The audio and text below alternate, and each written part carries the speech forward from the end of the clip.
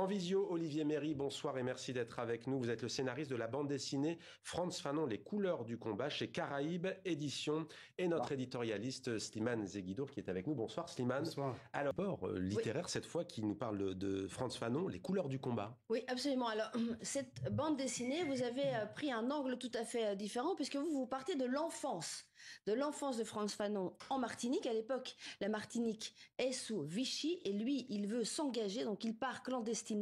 Il rejoint les forces françaises libres. Il va d'abord au Maroc, en Algérie et puis en France et c'est là qu'il découvre le racisme, la discrimination, même entre résistants français et que il voit bien que le combat dépasse totalement le champ de bataille de la Deuxième Guerre mondiale et qu'il y a beaucoup à faire. Alors, est-ce cette expérience de l'engagement auprès des forces françaises, est-ce qu'il est fondateur dans sa pensée politique et dans son engagement? Oui, tout à fait.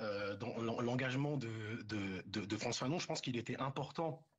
Pour moi, en tout cas, et du moins et pour la maison d'édition aussi, qui m'a proposé ce défi de pouvoir raconter toute l'histoire de Frantz Fanon, mais surtout devoir raconter aussi toute l'évolution de sa pensée, la genèse, d'où vient sa volonté de s'engager justement à Blida, d'aller à Blida, mais aussi d'où vient cette envie de combattre l'injustice. Et en fait, le manga retrace, on va dire, l'intégralité de sa vie, c'est-à-dire qu'on comprend pourquoi Frantz Fanon s'engage dans les forces françaises libres. On comprend pourquoi derrière il s'engage, enfin du moins il décide de devenir psychiatre. Et ensuite on comprend pourquoi il retourne en Martinique, mais ne retrouve pas vraiment en Martinique ce qu'il a cherché. Il était déjà dans une optique déjà de rupture, dans une volonté d'indépendance. Et en fait, en Algérie, il a retrouvé cela, parce que lorsqu'il arrive en Algérie, il comprend très vite que les Algériens ont toujours la même culture d'une certaine façon, ont toujours la même religion, ce qu'il n'avait pas retrouvé en Martinique. Donc dans ce manga, j'essaye d'expliquer tout ça, j'essaye d'expliquer la genèse et de s'intéresser, on va dire, à l'intégralité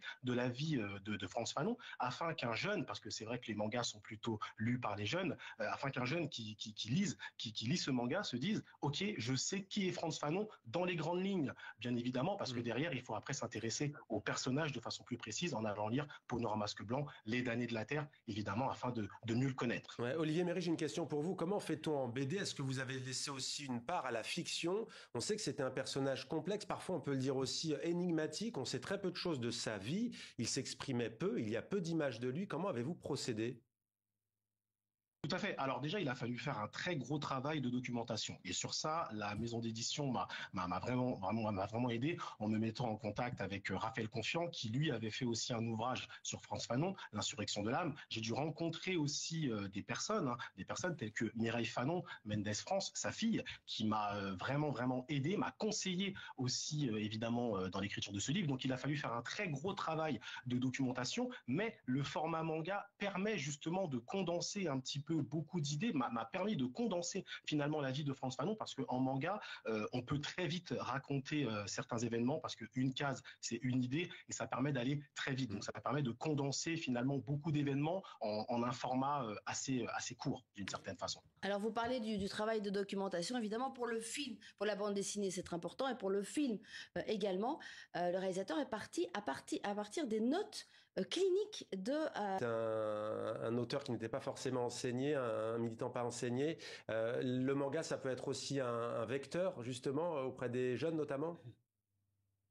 Tout à fait, tout à fait. Le manga permet finalement de découvrir Fanon sous une autre forme, sous un format, on va dire, un petit peu plus moderne.